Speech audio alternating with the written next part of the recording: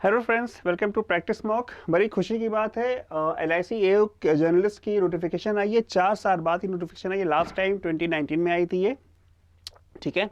और 300 वैकेंसीज हैं, राइट। और सैलरी भी बहुत अच्छी है। इन सारी चीज़ों को देखेंगे। आइए पहले एक बार जो इंपॉर्टेंट चीज़ें हैं वो देख लेते हैं। तो ये नोटिफिकेशन आपके सामने है। 300 वैकेंसीज है, 112 अनरिजर्व्ड है, मतलब नॉर्मल जो कैटेगरी होती है, जनरल कैटेगरी होती है, उसके लिए है, ठीक है। और बैकलॉग 23 है, बैकलॉग सारे रिजर्व्ड वाले हैं, ठीक है।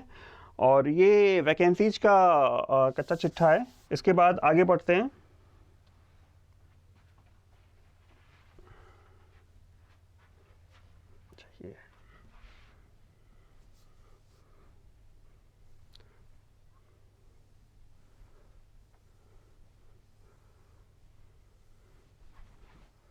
ये शेड्यूल ऑफ इवेंट्स है, ठीक है। तो ये आप देखिए कि जो एप्लीकेशन स्टार्ट हो रही है वो 15 जनवरी, मतलब कि कल से शुरू हो गई है, ठीक है। तो अगर आपके दिमाग में थोड़ा सा भी ये है कि मुझे अप्लाई करना है, तो देर मत कीजिए, इसमें अप्लाई करिए। अगर आप ये सोच रहे हैं कि पता नहीं इसमें मैं कैसा परफॉर्म करूँगा और कैसा ये एग्ज़ाम होने वाला है, तो हम इसका फ्री मॉक टेस्ट आज या कल में लाइव कर देंगे। वो फ्री मॉक टेस्ट लीजिए, बिल्कुल देना फ्री है। और उसके बाद फिर आप एसेस कर सकते हैं, अकॉर्डिंगली आप अप्लाई कर सकते हैं, ठीक है। ये है लास्ट डेट जो कि 31 जनवरी है, ठीक है। इसका वेट नहीं करिएगा। 31 तक सर्वर इनके इतनी बिजी हो जाएंगे और कुछ भी प्रॉब्लम हो सकती है, और उसकी वजह से आपका जो एप्लीकेशन है वो अफेक्ट नहीं होना चाहिए, ठीक है। तो थोड़ा पहले आप अप्लाई करके इसको फिनिश कर दीजिएगा, ठीक है। जो download of letter for call online examination है, मतलब प्रीलिम्स का जो एडमिट कार्ड आएगा वो 7 से 10 दिन एग्जाम के पहले आएगा। 7 से 10 दिन मतलब कि 17 तारीख का अगर है तो ये 7 से 10 तारीख तक, फरवरी तक एडमिट कार्ड आ जाएगा, ठीक है। प्रीलिम्स होगा 17 और 20 को, और मेंस होगा 18 मार्च को, ठीक है। अब आप देखिए कि इन दोनों के बीच में मुश्किल से 1 महीने का डिफरेंस है। तो इसका मतलब कि आपको मेंस की तैयारी भी हल्की फुल्की अभी से शुरू करनी पड़ेगी, क्योंकि उसके बाद आपको ज़्यादा टाइम बचेगा नहीं कि आप थोड़ा सा एक्स्ट्रा तैयारी करके एच ले पाएँ, ठीक है। आइए आगे देखते हैं। एलिजिबिलिटी। तो एलिजिबिलिटी पे जब बात करते हैं तो जो एज लिमिट है वो होना चाहिए 21 साल से लेके 30 साल के बीच में, ठीक है। और ये एज आप कब कैलकुलेट करेंगे? ये एज आप कैलकुलेट करेंगे 1 जनवरी 2023 को।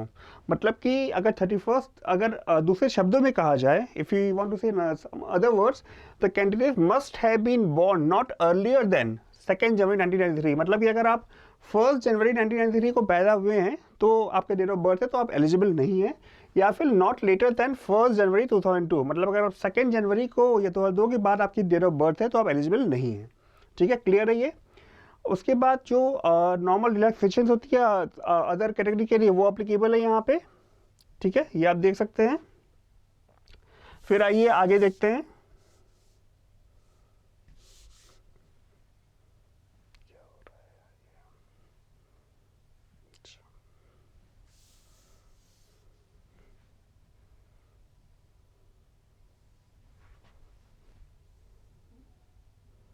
अच्छा, ये इंपॉर्टेंट है। जो LIC एओ जर्नलिस्ट है, इसके लिए जो एजुकेशन रिक्वायर्ड है वो है bachelor's degree in any discipline from a recognised university, Indian university and institution. तो आपके पास एक बैचलर्स की डिग्री होनी चाहिए, राइट। उसके बाद ये जो है बैचलर्स की डिग्री, ग्रेजुएशन की डिग्री, ये आपको पास होनी चाहिए जिसका रिजल्ट जो है 1 जनवरी 2023 के पहले रिजल्ट इसका आ गया हो, ठीक है। तो इसमें साफ साफ लिखा हुआ है कि proper documents from board university for having declared the result on or before 1 January have to be submitted at the time of interview। मतलब कि जो आप सर्टिफिकेट या जो भी डॉक्यूमेंट्स आप सबमिट करेंगे, प्रोविजनल सर्टिफिकेट, उसमें ये लिखा होना चाहिए कि जो रिजल्ट है वो 1 जनवरी के पहले आ गया है, ठीक है। देखिए यहाँ ये भी लिखा हुआ है, date of passing the exam which is record for eligibility will be the date of passing appearing on the marksheet. मतलब कि जो मार्कशीट में डेट अपियर हो रही है उसी को ये माना जाएगा कि उस दिन ये एग्जाम का रिजल्ट आया है, ठीक है। आइए आगे देखते हैं।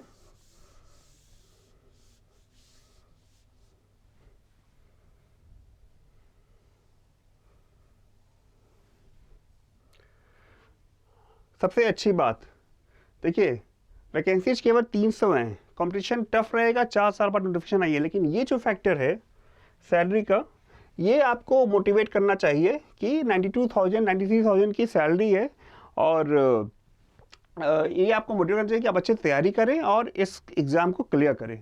ठीक है, ये बेसिक पे की डिटेल है, 53,600 बेसिक पे होगी, और ये आपका इस पे स्केल है। ठीक है, इसका मतलब ये होता है कि पहले आपकी बेसिक पे ये होगी, और ये 2645 के एनुअल इंक्रीमेंट होंगे 14, मतलब हर साल आपकी सैलरी 2645 रुपये से बढ़ जाएगी, जब तक कि ये 90,000 तक ना पहुंच जाए। उसके बाद 2865 रुपये के हिसाब से बढ़ेगी 4 साल तक। ठीक है, जब तक कि ये 1,02,090 तक ना पहुंच जाए। ये इसका पे स्केल का मतलब होता है। ठीक है, और प्रोबेशन की बात हो रही है, देखते हैं इसको ऊपर लाके। तो प्रोबेशन की जब बात करते हैं तो 1 साल के प्रोबेशन पीरियड की बात हो रही है। ठीक है, मतलब 1 साल तक आप प्रोबेशन पर रहेंगे और आपके परफॉर्मेंस को एसेस किया जाएगा, और उसके बाद ही अकॉर्डिंगली उसको या तो परमानेंट जॉब में कन्वर्ट किया जाएगा या फिर प्रोबेशन को बढ़ा दिया जाएगा। ठीक है, और एक और इम्पॉर्टेंट चीज़ है, ये जो गारंटी बॉन्ड है, ठीक है, ये गारंटी बॉन्ड आपको भर के देना होगा। कितने साल तक के लिए बॉन्ड? ये 4 साल के लिए, राइट। तो ये जो बॉन्ड है, मतलब कि आपको एक बार सिलेक्शन हो गया तो आपको 4 साल के लिए सर्विस करनी है। अगर आपने 4 साल से पहले जॉब छोड़ी तो आपको 5 लाख रुपए का ये डैमेजेस LIC को पे करने होंगे। ठीक है, तो ये भी एक इम्पॉर्टेंट फैक्टर है जो आपको ध्यान रखना चाहिए।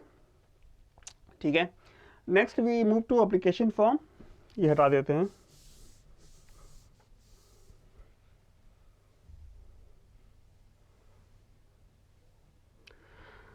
एप्लीकेशन जो फ़ी है वो है 85 रुपीज़ की। ठीक है, किनके लिए 85 रुपीज़ की है? SC ST PWBD के लिए। ठीक है, और जो सारे रिमेनिंग कैंडिडेट्स हैं उनके लिए 700 रुपये plus transaction charges plus GST।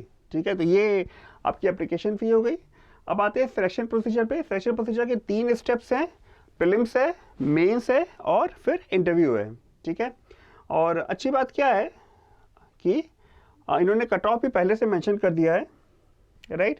तो ये आपका ये 3 पेपर है, रीजनिंग है, क्वांट है, इंग्लिश है। ठीक है, इंग्लिश आपका क्वालिफाइंग है, राइट। और जो कट ऑफ इन्होंने पहले से दिया हुआ है मिनिमम क्वालिफाइंग मार्क्स, वो अदर्स के लिए 18 है और 10 है इंग्लिश के लिए। ठीक है, तो इंग्लिश में अगर आप 10 नंबर पार मिल जाता है आपको तो वेल एंड गुड है। इसकी जो आप कट ऑफ क्लियर करने के बाद इसका कोई रोल नहीं रहेगा आपकी ओवरऑल परफॉर्मेंस में, मतलब इसको आगे देखते हैं। ठीक है,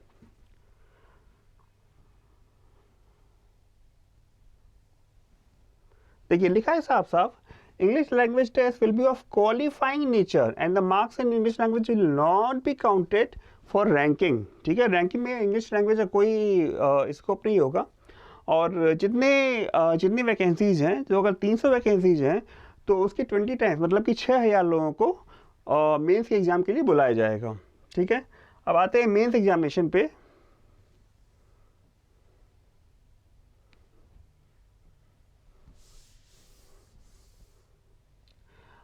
मेंस एग्जामिनेशन में आपके 1 2 3 4 आपके सेक्शंस होंगे, ये reasoning, GK, data analysis and interpretation, quant और insurance and financial market awareness. Banking से अगर आपको इसको देखिए तो ये जो सेक्शन है ये आपके लिए एक्स्ट्रा होगा। ठीक है, इसकी तैयारी आपको आज से शुरू करनी होगी थोड़ी बहुत, ताकि जब एक बार प्रीलिम्स खत्म हो तो एक ही साथ आपको वो ना लगे कि क्या क्या तैयारी करनी है, राइट। उसके बाद जो मेंस है उसमें इंग्लिश लैंग्वेज, फिर रिटन राइटिंग एंड एसे आएगा। ठीक है, इसके भी इन्होंने कट ऑफ पहले से दे रखे हैं, जैसे रीजनिंग का 45 है, GA का 30 है, क्वांट का 45 है, इंश्योरेंस फाइनेंशियल मार्केट अवेयरनेस का 30 है और इंग्लिश का 10 है। ठीक है, ये कट ऑफ है इसका। और इसमें ये भी लिखा हुआ है कि descriptive test of English language will descriptive paper of only those candidates will be evaluated who qualify in the objective part of the main examination। मतलब कि जिन लोग मेंस एग्जामिनेशन का ऑब्जेक्टिव टेस्ट क्लियर कर लेंगे फिर उन्हीं का डिस्क्रिप्टिव वाला सेक्शन चेक किया जाएगा। ठीक है, और जो कि वो भी क्वालिफाइंग नेचर का है। ठीक है, मतलब ये भी क्वालिफाइंग नेचर का रहेगा, राइट। और इसको रैंक नहीं किया जाएगा। प्रीलिम्स का जो इंग्लिश है वो भी क्वालिफाइंग नेचर का है, मेंस की इंग्लिश है वो भी क्वालिफाइंग नेचर की है। ठीक है, इसको मैं क्या कहते हैं, इसको रैंकिंग के लिए वो मतलब क्या कहते हैं, काउंट नहीं किया जाएगा उसको। ठीक है, इसको मिटा देते हैं। ठीक है, अब देखिए, candidate must pass in each section separately. यहाँ पे सेक्शनल कट ऑफ रहेगा प्लस ओवरऑल कट ऑफ रहेगा। ओवरऑल कट ऑफ ये बाद में डिक्लेयर करेंगे जैसे परफॉर्मेंस इनको दिखेगी। ठीक है, राइट। उसके बाद फिर इसमें ये भी लिखा हुआ है कि जो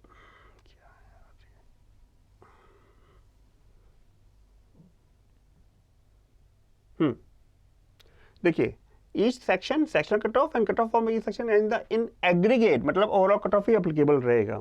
राइट, साफ साफ लिखा हुआ है। इंग्लिश लैंग्वेज का टेस्ट है वो क्वालिफाइंग नेचर का है। ठीक है, और उसके बाद जो क्राइटेरिया स्कोर्स हैं उनको भी देखा जाएगा, नॉर्मलाइज किया जाएगा। ठीक है, चलिए आगे देखते हैं। अब ये गाइडलाइंस हो गई ऑनलाइन एग्जामिनेशन की, इनको बहुत ध्यान से पढ़िएगा, बिना पढ़े इनको अप्लाई मत करिएगा। फोटो अपलोड करना है, सिग्नेचर अपलोड करनी है, आपका फिंगरप्रिंट अपलोड करना है, उन सब की गाइडलाइंस अलग से है, वो सब प्रॉपरली पढ़ के उसके बाद ही अप्लाई करिएगा। ठीक है, ये है आपका। अब आते हैं फेज 3 पे जो इंटरव्यू है। ठीक है, इंटरव्यू में आपके 60 मार्क्स का है। राइट, और उसके बाद जो क्वालिफाइंग मार्क्स है वो है 30 मार्क्स। ठीक है, ये अक्रॉस कैटेगरी है, EWS है, अनरिजर्व्ड है, OBC है। Qualifying marks SC ST PWD के लिए 27 है। ठीक है, और फिर उसके बाद ये लिखा हुआ है कि जो फाइनल मेरिट बनेगी वो होगा मेंस एग्जामिनेशन में जो स्कोर है प्लस मार्क्स ऑफ इंटरव्यू, इन दोनों का जो टोटल होगा उसके हिसाब से फाइनल मेरिट रैंकिंग, मेरिट की लिस्टिंग होगी। ठीक है, उसके बाद एक मेडिकल एग्जाम भी होगा, उसके बाद आपका फाइनल सिलेक्शन होगा। ठीक है,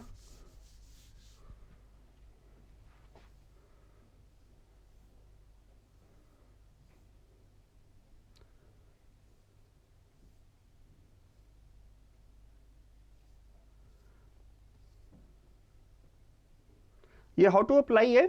और जैसा मैंने पहले कहा था कि 15 जनवरी से लेके 31 जनवरी तक अप्लाई कर सकते हैं आप। तो लास्ट डेट का वेट मत करिएगा, और सारी चीज़ें प्रॉपरली पढ़ के उसके बाद ही अप्लाई करिएगा। ठीक है, प्रॉपर फॉर्मेट में, नहीं तो आपका जो आपकी एफर्ट, आपके पैसे दोनों चले जाएंगे, जो आपकी एप्लीकेशन फ़ी है। ठीक है, तो बस यही था आज के सेशन में। सारे इंपॉर्टेंट पॉइंट्स हम लोगों ने कवर कर लिए हैं। और हाँ, और मॉक टेस्ट आज या कल में लाइव हो जाएगा, जैसा मैंने पहले कहा था। फ्री मॉक टेस्ट दीजिए, अपनी परफॉर्मेंस असेस करिए, उसके बाद अकॉर्डिंगली अप्लाई करिए।